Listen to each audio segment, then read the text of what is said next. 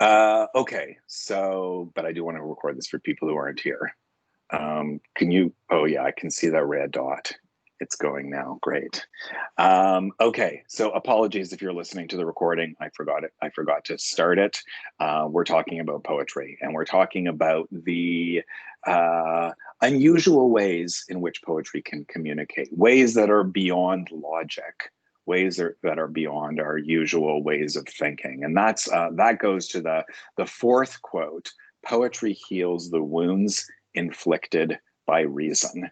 And again, interesting, poetic, oblique, perhaps confusing or paradoxical quote. What does that mean? Well, it means that like poetry is speaking another kind of language.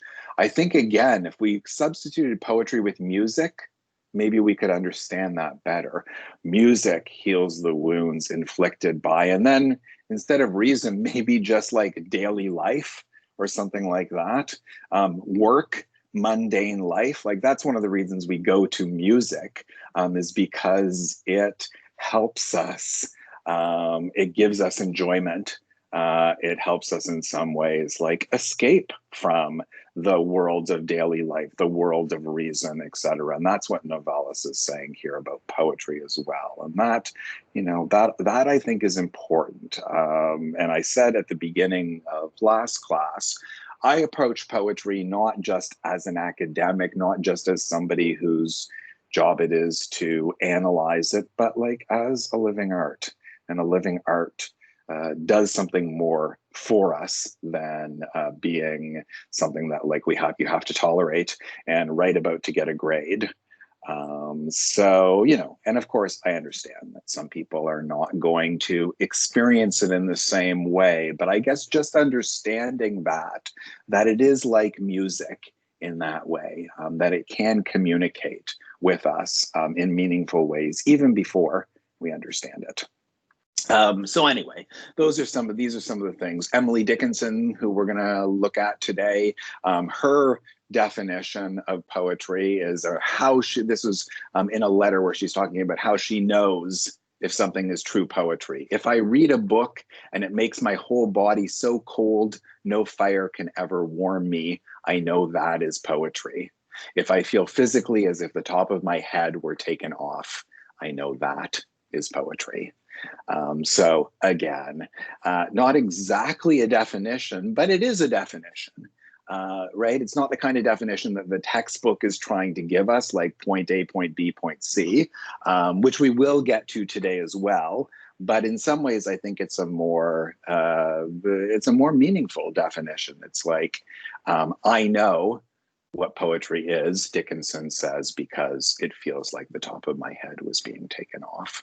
And we might say the same, you might say the same thing about any art form that, really moves you, right? Whether that's music or film or whatever form.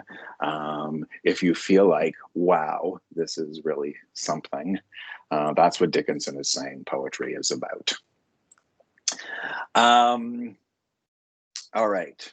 A pause for a minute to see if anybody has any questions or anything in the chat that I need to know about. Feel free to, if you've got questions as things are going on, post them in the chat. And when I take a break, then Ethan, our facilitator, can let me know about your questions. All right, so we go from what poets have to say to what the textbook has to say. And the textbook, it's pretty good, I think, in some ways, in terms of helping us move towards a definition. And that is the goal of today's class, that we're going to get to a kind of definition, though ultimately, I think there's no single definition that's, going to be that's going to effectively contain poetry. Just like, there's no single definition that's going to contain music. Like if we said, what is music? Well, wow, that's there's a lot of different things that are music. And so that in fact is the Norton's first point. Poetry isn't all one thing, right? Just like classical music and punk are both music, but wow, they're pretty different, right? And if we know about world musics, the more music we know about, the more we realize there's a lot of things you can do with sound and with instruments. And poetry essentially is the same thing. And we're looking at, we're looking at a fairly narrow range of poetry, though our poetry will cover a wide range of history. There's a lot more going on in poetry in the contemporary moment that we won't probably get to a lot, but people who are interested in poetry, and maybe I said this last class, may be aware of the two things that are happening that are sort of the most important and the most looked at or listened to genres of poetry currently are Insta poetry, that is poetry across Instagram, most famously by Rupi Kaur, but some of you may be aware of and probably no doubt have, occasionally seen poems that come across Instagram. And Rupi Kaur developed a huge following from her Instagram posts. So I don't know how many followers she has, but it's not in the Kardashian range, but it's like really impressive for poetry. Like she's got a lot more people reading her than any other living poet. So there's a lot going on in Instagram poetry. There's also a lot going on in spoken word. And so slam poetry, spoken word poetry, poetry that's performance, poetry that, well, before the pandemic, people went to bars and to clubs and to coffee houses to listen to, and there are competitions. Slam poetry is a form of competition, and people vote on their poems. And if you've been to one of these events, they're really fun and interesting, like other kinds of performance events. There's also lots of that stuff that you can find online, places like Button Poetry. And now that I'm thinking of it, I will link on our website to some of that stuff so that people who are interested can check it out. So those two things, are two very different kinds of poetry. Insta poetry that's very small versus slam poetry that really exists as performance. Here's some other stuff. This is early turn of the century poetry that's visual poetry. All of these things are poems, though they probably don't look like any of the poems maybe you've seen before. This is visual. This is concrete poetry. This is called blues. And it's speaking to us, right, in a different kind of way, for sure. A way that is, and one of the things that I would say, I've been making a lot of comparisons already with music. I would say, as a rule, that makes sense. Poetry is closer to music and closer to visual art than it is to prose, than it is to a novel, right? This thing shows us that a poem exists on a page, that we can read it in a way, some poems, concrete poems, like we would read a painting, that we don't have to always move left to right, that we can take this in all in one moment. And that it's letters, it's playing with letters and the arrangement of letters to perform a kind of blues, right? And of course, we see in there love. We might see other things in there like evil, which takes me to, maybe that's about the well, it could be about the evolving nature of love, or I might subconsciously or consciously change that O to an I.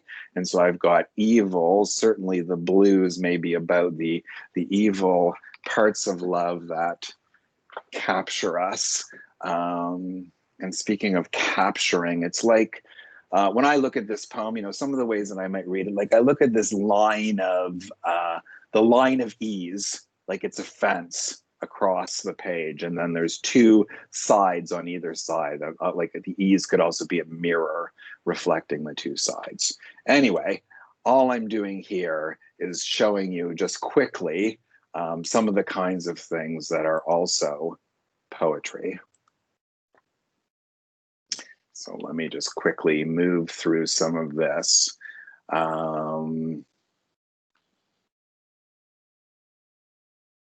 Kenneth Patchen, a poet who I write about a lot. These are called poem paintings. And so they're simultaneously a poem and a painting. And these are other forms of visual poetry. All right. I have some lectures that I will post I may have posted already even, that I have 2 lectures that will not be required. They'll just be extra for people who are interested in this general question of what is poetry. They're 2 lectures that I've made for my creative writing class, so that it's kind of, again, an introduction to people who don't know a lot about it, but it shows you this sort of range of poetry, and it talks about visual poetry and sound poetry and other forms that kind of go off the page. So all of that to the Norton's first point, that poetry isn't all one thing. There's a lot of different things that are poetry. And already, even in this, even going from the what you've read so far, from Heart Head or Heart and Head, I can't remember what it's called, to Emily Dickinson's poem, to Phillis Wheatley's poem, Phillis Wheatley, who was an African slave, to Robert Frost's poem, Out, Out. These are very, very different kinds of things. So 1, poetry isn't all one thing.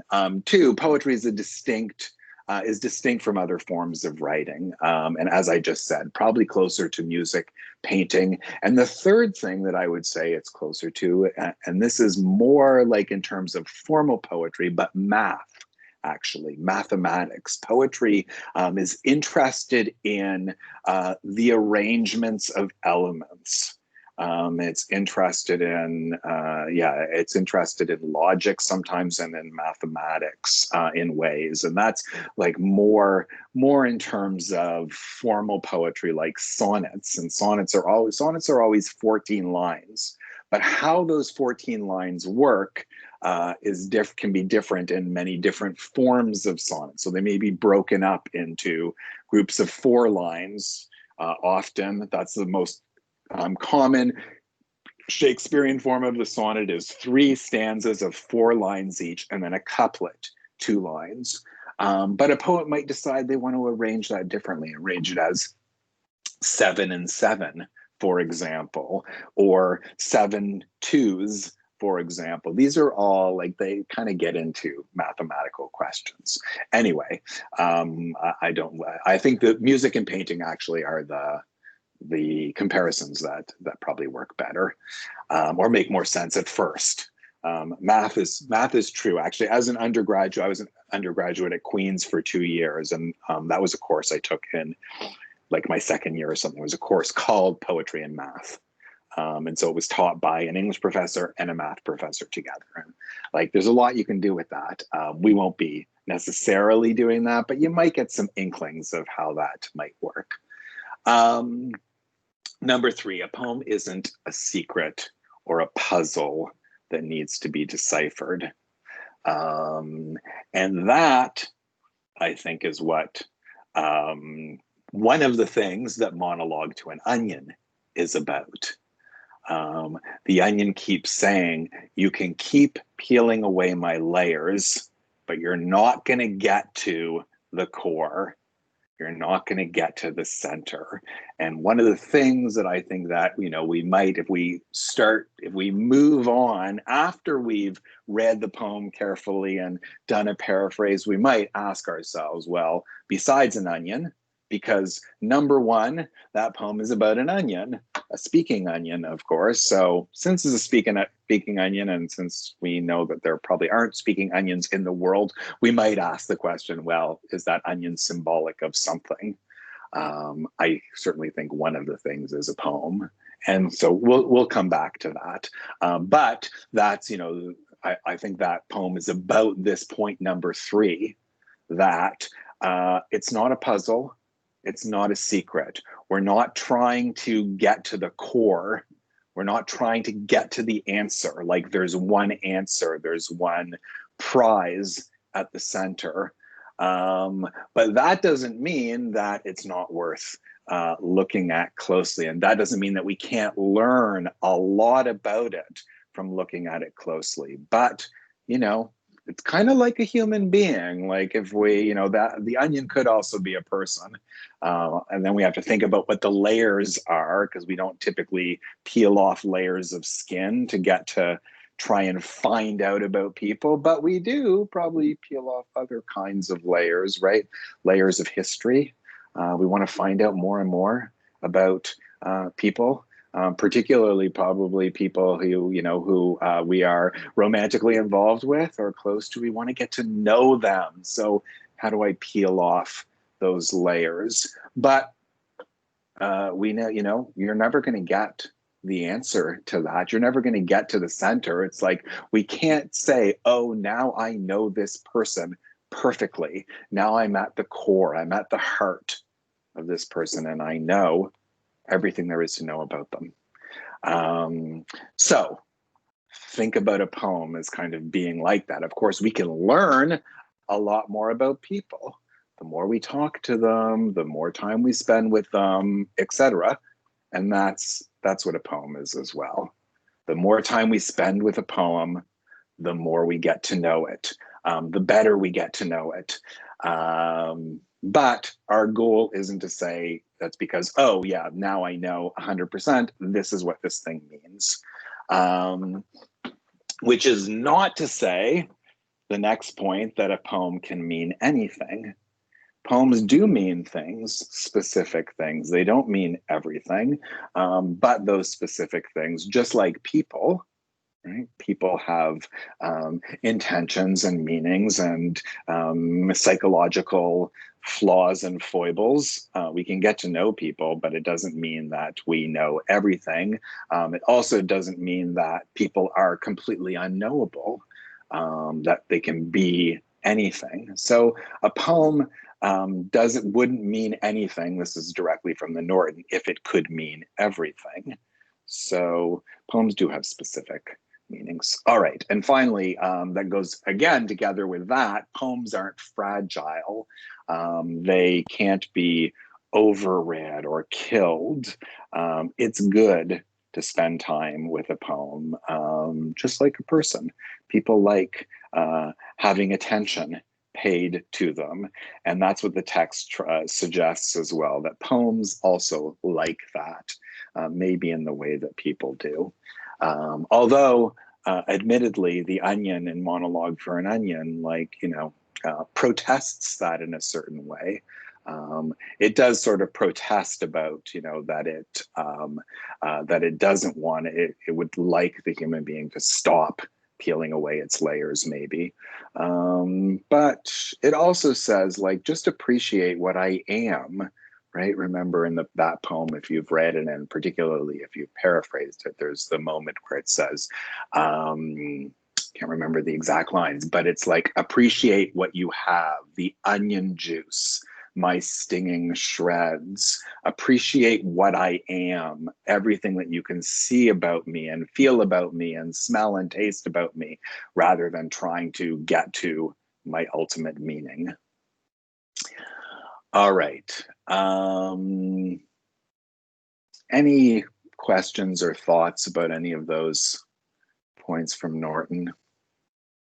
That's in the introduction. Eventually, by the next page there, it gets down to trying to get down to kind of describing what some of the core elements of poetry are. And it comes up with 4 things. And I think these are all really useful. By the time we get to the end of today, I'm going to add a few more things and give you another list of, I think my list is 5 things that are sort of unique to poetry. It says here that this is the Norton argues that poetry is a patterned arrangement of language. And, when we go back and look at some of these things, that is a good definition. A patterned arrangement of language, right? This is called snowflakes. And it's arranged in such a way so that, well, for one, it looks like the letters turn into snowflakes, and we kind of see them falling down the page. The way that this is arranged on the page is very much what it's about. So back to that. So a patterned arrangement of language. We'll say more about that. Poetry is language that generates rhythm. The way that poetry, and this is again, obviously one of the things that connects it to music, the way that poetry is presented to us, it has a certain kind of rhythm. We'll see some examples of that. Poetry often, when successful, evokes emotion or feeling. And that's, we're back to Emily Dickinson. And that is very individual, right?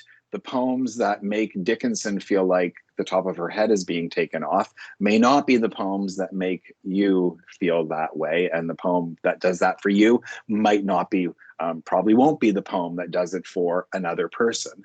So, but that's one of the things that poetry is trying to do, is evoke that feeling.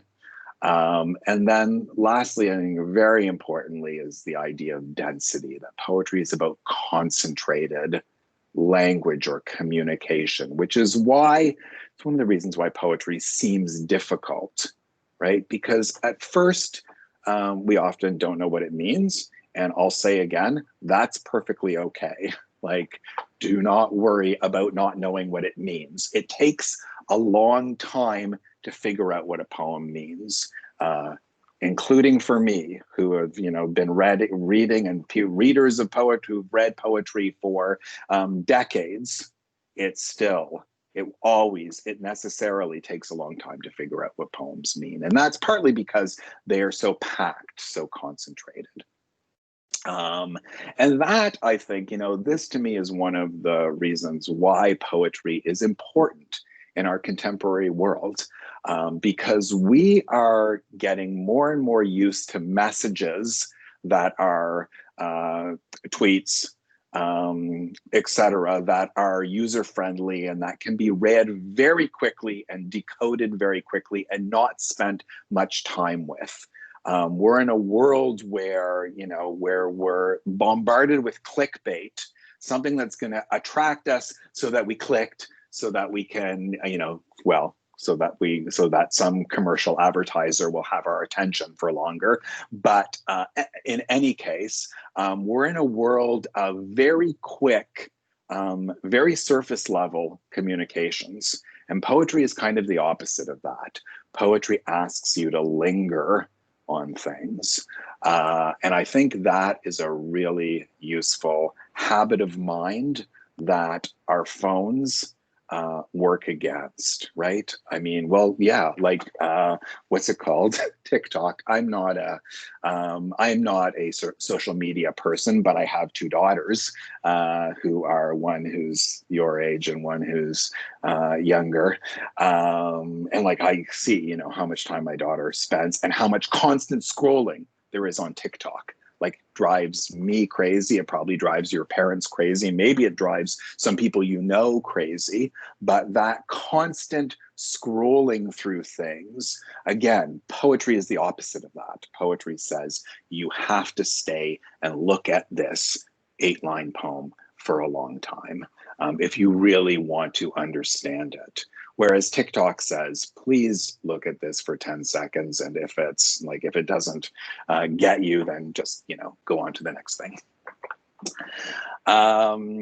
Okay, let's look at an example. Here is a famous, and let me see, we started at 1:15, 2:15, 2:30. Okay, I've got about 20 minutes. Here's a famous early 20th century poem by William Carlos Williams, who we will, I'm sure, encounter again, called This Is Just to Say. And I guess my question with this to you is this a poem? And if it is a poem, what makes it a poem? So this is just to say, I have eaten the plums that were in the icebox and which you were probably saving for breakfast. Forgive me, they were delicious, so sweet and so cold. So in 1934, when this poem first came out, there would have been a lot of people who said, what? This isn't a poem. What the heck is this? Is this a poem? And if so, how do we know? I'm taking any answers here.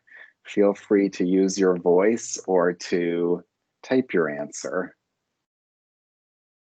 What makes this a poem? And the answer, actually, the answer is it's not a trick question. Maybe I can help out a bit by doing this. This is just to say I've eaten the plums that were in the icebox and which you were probably saving for breakfast. Forgive me, they were delicious, so sweet and so cold. So, same words. This one's not a poem. This one is. So what's the first obvious reason? Well, we can see its layout, its shape on the page. This is point number one that that I think the Norton was making. Poetry is made up of lines rather than sentences. Poetry is the term that, well, let's see, what did Norton say about this? It's a patterned arrangement of language. But just simply what that means is that when you write prose, so when you write an essay or when you read a newspaper, or so anything that's not poetry is prose. Drama can be, I mean, drama is typically written in prose, though some, like Shakespeare, etc., actually is written in verse, so it is in poetry lines. But just so you have that distinction clear, anything that's not poetry is prose. So the newspaper, all the stuff that you read online, you read on a screen anywhere, novels, etc. The margins on those things are always predetermined, right? They're determined by, well, when we're using a document, we set the margins, right? It's like, okay, you need an inch on each side. And so the language is just going to continue until you get to the margin, and then it's going to go on. In poetry, instead of being in sentences or in full lines that are with set margins, the poet decides where the line is going to be broken. And that is, about the most important decision that a poet makes in a way, because how the line is broken creates different effects, creates different, well, how do these sound different? I read them differently, didn't I? This one, I know how to read this. And what tells me how to read this is a thing that we're all familiar with but might not pay attention to, is punctuation. Punctuation is what orchestrates a sentence for us. So I know that this should go on until I get to breakfast, and then I should pause. This is just to say I've eaten the plums that were in the icebox and which you were probably saving for breakfast. That's how I should read that. If there was a comma here, well, then it would be slightly different. It would be, this is just to say I've eaten the plums that were in the icebox and which you were probably saving for breakfast. I'd have a little pause there. So one of the things that that prose lines do is they tell us, they tell us I'm written in sentences, and you keep going in a sentence unless there's a piece of punctuation that tells you to slow down. So then after the period, then I have a pause after the period, and then forgive me, they were delicious, so sweet and so cold. If there was a comma there, I'd pause a little. They were delicious, so sweet and so cold.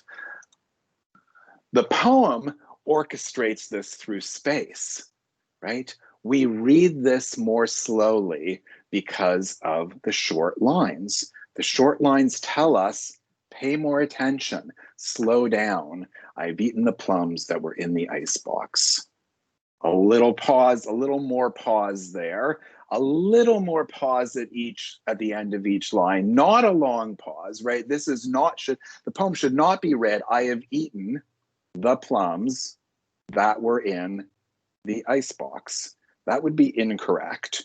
There is no punctuation there. So these lines are what's called enjambed. There are two kinds of lines. There are enjambed lines and end-stopped lines. End-stopped lines have some punctuation, particularly a period, that tells us to stop. Otherwise, we assume that the sentence just continues. So it's, I've eaten the plums that were in the icebox and which you were probably saving for breakfast. Forgive me, they were delicious, so sweet and so cold. Because of this arrangement, we're slowing down. And because of this arrangement, well, there's a particular kind of rhythm to it. And that's the second, that's the second point about poetry, is that it has a particular kind of rhythm. This sounds different than this. This asks us to concentrate a little more. Anything else that makes this a poem?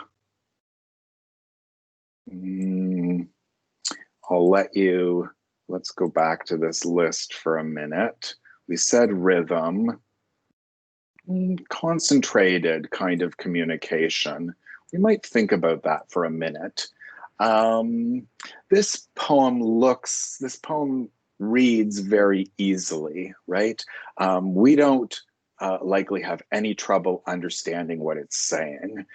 That is the kind of language that it's using. It's using very colloquial language. I mean, there's one moment where we might sort of pause or realize something is going on with the language, which is this one, right? Icebox. What does that tell us? Well, this poem was written before 1930, when there were no electrical refrigerators. There were ice boxes. So that's how your fridge worked. It worked like a cooler, right? Someone delivered ice. The iceman came by and you put it at the bottom of your ice box, and it kept your stuff cooled for a couple of days until your ice melted, and then you got more ice, just like a cooler. So, the language does, and this is, we're talking about diction, that tells us something about it. And we might, if we didn't know that, we might look it up and learn that about it. But otherwise, it's pretty straightforward. It's pretty easy to read. Seems like it's like a particular kind of communication. Where might we find this if we didn't find it in a book of poetry? It seems like, to me, one place we might find it is, well, like it kind of tells us, we might find it tacked to a fridge, right? As if it was a Post-it note. This is what the poem is saying. The poem is a Post-it note. It's a message from one person to another person saying, I've eaten the plums, which you are probably saving. Sorry about that. And in fact, when we think about its shape, when we look at that versus this, we see, oh, wow, it actually, it also looks like a Post-it note, right? It looks like a piece of paper that's been torn into, it's a scrap of paper that someone's written down quickly. Oh, sorry, I ate those plums. So its very shape also communicates something in that way. It communicates that it's a note. It communicates that it's something that's maybe, been written perhaps quickly. But there's more, I think, to this story that's going on as well. We might think about the characters, because there's a speaker and an addressee. We might think about someone that's being spoken to. We might think about those characters for a minute, particularly the speaker. What could we say about this speaker? Well, I'm kind of interested in looking at the last stanza, and particularly that line, forgive me. So that says, what? I'm sorry. Please, I know I did something wrong, but there's something a bit odd about forgive me followed by the next part, isn't there? You might think if the person was really sorry that they ate these delicious plums, that they would say, sorry, I ate the plums and, they weren't that good. So like, don't feel bad about it. But they say the exact opposite, right? They say, sorry, but they were so good. They're just rubbing the nose of the other person into the fact that they're not going to get these sweet, delicious plums. This poem is characterizing a speaker for sure. There's something, there's a whole story going on here in these, how many lines? 12 lines. And that story has something to do with like, who is this speaker who feels so, anybody, if you were to guess the gender of the speaker, would you guess? Male, female, or I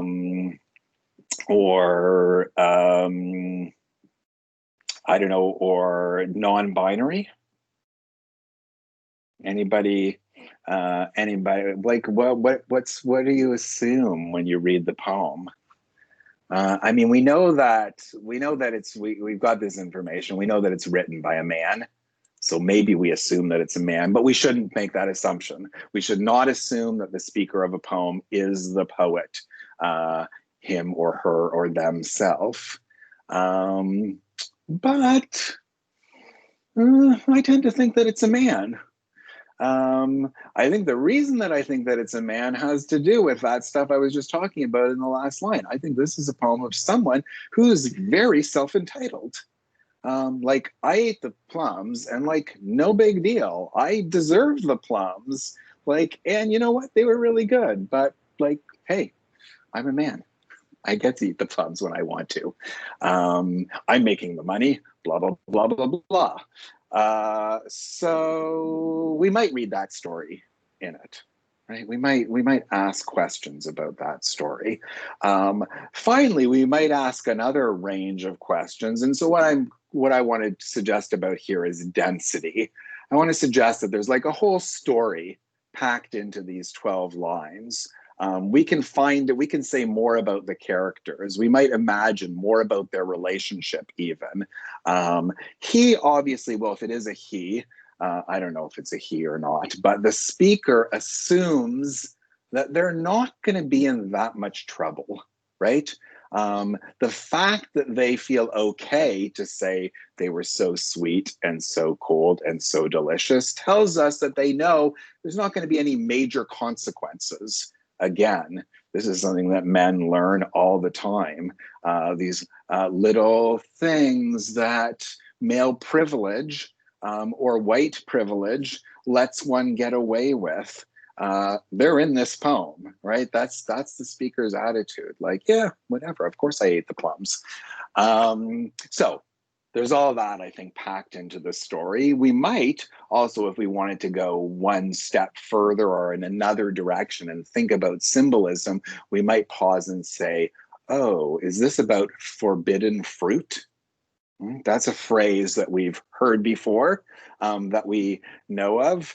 And since this is about fruit, and it is about fruit that wasn't supposed to be eaten, but was eaten, we might start asking questions about that. Is this a story then that says something about sexuality, about gender, about Adam and Eve? I mean, the story may take us in that direction, though, of course, in that story, Eve eats the fruit. But what's the consequences of eating fruit? Anyway, one might want to use that as a way of analyzing the poem. And that all has to do with density. So here's my kind of summary of this about what makes a poem a poem. I've got points that are very similar to Norton's. One, that it uses the poetic line rather than the sentence as the primary unit, or that's the same thing as saying it's a patterned arrangement of language. Two, it develops the rhythm of language, and we looked at how that's what the short lines do, right? They tell us to slow down. They tell us where to put emphasis. So sweet is a line in itself. And we're going to emphasize that. And that's important because, it's important because it has to do with maybe the next point, which is, point number 4. It's a poem is interested in drawing our attention to images and sounds. That when we go back, the imagery, particularly in the last stanza, we've got visual imagery that we see before. We see the plums, we see the ice box. But when we get to the last stanza, we have other kinds of imagery. We have tactile imagery, or we have gustatory imagery, and that is gustatory is those things that have to do with taste, right? We can actually, our imagination is likely to taste this when we read those lines. Delicious, so sweet and so cold. Many of us, of course, have had the experience of biting into a juicy, sweet plum, and we know, and our imaginations can remember that experience. And that's what so sweet and so cold do. They're imagery that draws on not only vision, well, those don't draw on vision. They're not getting us to see something, they're getting us to taste something. And that's one of the things that poetry does. And often, and so it does that through images. It also does it through sound. And we're going to talk about sound as, you know, you're going to read about the ways that we talk about sound in the Norton anthology, but you may have, anybody know any of the words to the technical terms to describe what's going on in those last two lines? So sweet is an example of a sound effect that you will read about soon. You've probably heard about before, called alliteration, which is the repetition of a consonant sound at the beginning of a word. So the S's, so sweet, get us to focus on that, concentrate on that. And the O's are assonance, the repetition of vowel sounds. So cold, those long O's do the same thing. They bring our attention to those lines. They make us linger on them in a way that we wouldn't linger here necessarily. I mean, we might, because we still have alliteration. We might, that's so sweet and so cold might take more emphasis, but not the same kind of emphasis that it does because of the lines here. Okay. Any questions about anything? Oh, and okay, when we're done, aren't we? Yeah, 1:30. You know what? I'm really bad at like keeping track of this. Ethan, you should like warn me when we're close to time. But I'm correct, right? We started at 1:50. I started at 1:15. You started at 2:15. It's now 1:15, 2:15. Yes. We're basically done. Okay, so the things that I don't have time to do today that I will post are kind of the next steps in reading a poem. How do you read a poem? And I will post something about that, or I might come back to these slides for next time. Oh yeah, we didn't get to do this. So you know what? This was going to happen in class. I will definitely give you this for homework then. And I will post that on Moodle. And this is not until our next class Wednesday, but I would have, if we had more time, asked you to paraphrase this short Emily Dickinson poem. So I think I'll ask you to do that at home, and then we can talk about it next time. And we can also talk about Monologue to an Onion, which we didn't get to. So lots of stuff that we haven't got to yet, which again, to remind you, I won't, unless I'm asked about it, it's quite possible that I won't bring up a lot of the stuff that's in the text, but I will expect that you are absorbing it and taking it in. So if you do have questions about text material, remember to bring those questions, and we'll start class, the beginning of class that way all the time with me asking if you have questions. So any questions before we end? So I will post that homework. The homework is going to be to paraphrase an 8-line Emily Dickinson poem, so much shorter than a 30-line poem. But interestingly, you will find this is still going to take you 20 minutes probably, because Emily Dickinson is a lot denser than that Kwak Kim poem. It's really compact, and you got to figure some things out. And that is the place where also I'll say, to do a good paraphrase, and you probably found this, you can just go to our website, when you were doing Monologue for an Onion, you're probably going to want to use this, the Oxford English Dictionary. I know you need it for the Emily Dickinson poem, because I know there's a word, the last word of that poem, that people won't know what it means without looking it up. And if you look it up in the Oxford, you're going to get better information than if you just look it up online. I think that's it. Were there a couple of questions? Class Wednesday. Yes, it will be due. Yeah, that's a good question. Yes, homework, that's a really good question, actually, because there's going to be two kinds of due dates. Major assignments are always due at 11:55 p.m. on the date assigned.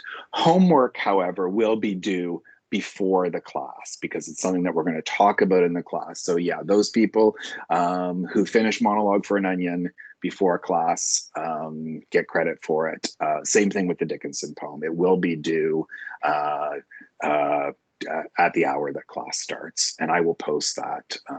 I'll post that on Moodle as well. So keep that in mind, that homework is due at the time of class. Other major assignments are due at 11:55 p.m. And I'll always post the times on Moodle. Okay, anything else? All right, have a good weekend. We'll see you next week. Thanks.